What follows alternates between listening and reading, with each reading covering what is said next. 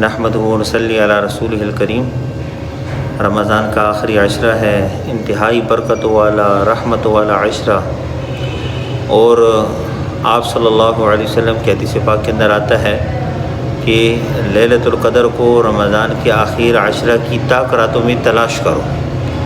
تو یہ مبارک راتیں ہیں، اور جس طرح فرمایا کتابوں کے اندر آتا ہے الاعتبار بالخواتیم، اعتبار خاتمے پر ہے۔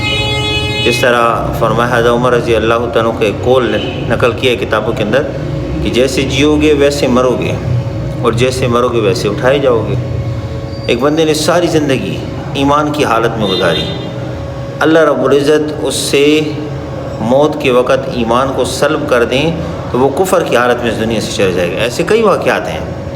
اور ایک بندے نے ساری زندگی کفر کی حالت میں گزاری، اللہ رب العزت نے اپنی رحمت اس پر کی، اور موت کے وقت اللہ نے اس کو ایمان کی دولت نصیب کر دی، اور وہ ایمان کے ساتھ اس دنیا سے چلا گیا۔ اس طرح ایک روایت کے اندر آتا ہے آپ صلی اللہ علیہ وسلم مسجد کے اندر تشریف فرماتے، حضرت جبرائیل علیہ السلام تشریف لائے، اور میں اللہ رب العزت سلام پیش کیا اللہ نے، اور اللہ پوچھ رہے ہیں کہ آپ کو غمگین دکھ رہے ہیں۔ تو آپ صلی اللہ علیہ وسلم فرمایا کہ اے جبرائیل مجھے اپنی امت کا فکر ہے۔ تو حضرت جبرائیل علیہ السلام نے پوچھا یا رسول اللہ کافروں کے بارے میں یا مسلمانوں کے بارے میں؟ تو آپ صلی اللہ علیہ وسلم فرمایا مسلمانوں کے بارے میں۔ تو حضرت جبرائیل علیہ السلام آپ صلی اللہ علیہ وسلم کو قبیلہ بنو سلمہ کی قبرستان لے گئے۔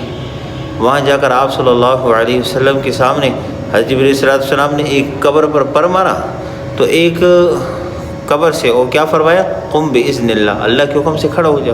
تو ایک شخص نہایت خوبصورت چہرے والا اللہ کی تعریف کرتا ہوا قبر سے کھڑا ہوا، اور پھر اس کے بعد فرمایا حضرت جبرائیل علیہ السلام نے کہ اپنی جگہ واپس لوٹ جا، وہ واپس چلا گیا۔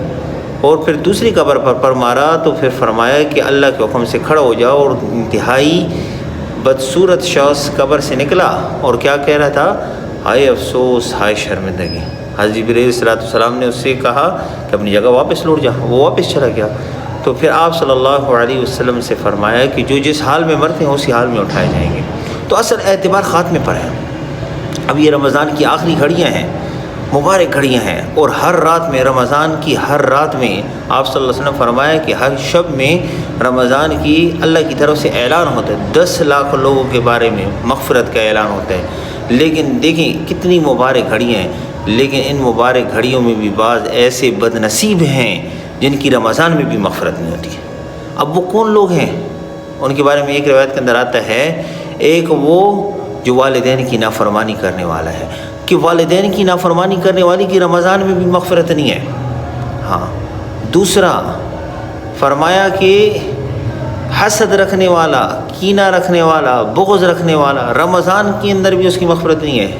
اور تیسرا فرمایا بوڑھا ہو، زانی ہو، شراب پینے والا ہو، اس کی رمضان میں بھی مغفرت نہیں ہے۔ ہاں، تو یہ اتنی مبارک گھڑیوں کے باوجود بھی ان بد نصیبوں کی رمضان میں بھی مغفرت نہیں ہے۔ ہاں، تو یہ مبارک گھڑیاں ہیں۔ جتنی اب غفلت کے اندر وقت گزرا ہے، اللہ کی فرمانی کے اندر وقت گزرا ہے، اس پر توبہ استغفار ہو۔ ہاں، توبہ استغفار ہو۔ جس طرح توبہ کی شرائط ذکر کی نا کہ جس گناہ کے اندر لگے ہوئے ہیں اس گناہ کو فی الفور چھوڑ دیا۔ دوسری چیز کہ اس گناہ کو آئندہ نہ کرنے کا پکا عزم ہو، اور تیسرا جو گناہ کیا ہے اس پر استغفار ہو، ندامت ہو۔ اور حدیث قدسی کے اندر آتا ہے کہ اے میرے بندے اگر تیرے گناہ آسمان کی چوٹیوں کو لگ جائیں، نہیں کر سکتا کوئی اتنے گناہ، لیکن پھر بھی فرمایا کہ اے میرے بندے اگر تیرے گناہ آسمان کی چوٹیوں کو لگ جائیں اور تو ایک مرتبہ کہے اے اللہ مجھے معاف کر دے، اے اللہ مجھے معاف کر دے، فرمایا میری عزت کی قسم، میرے جلال کی قسم، میں تیرے سارے گناہوں کو معاف کر دوں گا، ولا ابالی شیئا، اور مجھے کوئی پرواہ بھی نہیں ہوگی۔ ہاں، اللہ سے کون پوچھ سکتا ہے کہ اللہ اس کے گناہ تو نے کیوں بخش دیے، کیوں معاف کیے ہیں اس کو؟ اللہ سے کوئی بھی نہیں پوچھ سکتا۔ تو اللہ رب العزت نے ہمیں مبارک مہینہ دیا، یہ مبارک گھڑیاں ہیں، آخری چند گھڑیاں ہیں۔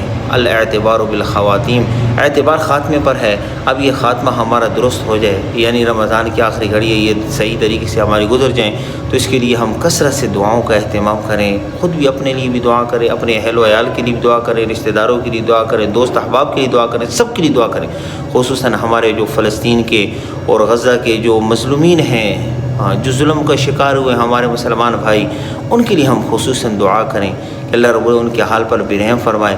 پوری دنیا کے اندر جہاں جہاں مسلمان پریشان حال ہیں، اللہ رب العزت تمام مسلمانوں کے حال پر اللہ رحم فرمائے، اللہ سب کے لیے آسان فرمائے۔ اللہ رب العزت ہم سب کو جو کہا سنا اس پر عمل کی توفیق عطا فرمائے۔ وما علینا الا البلاغ۔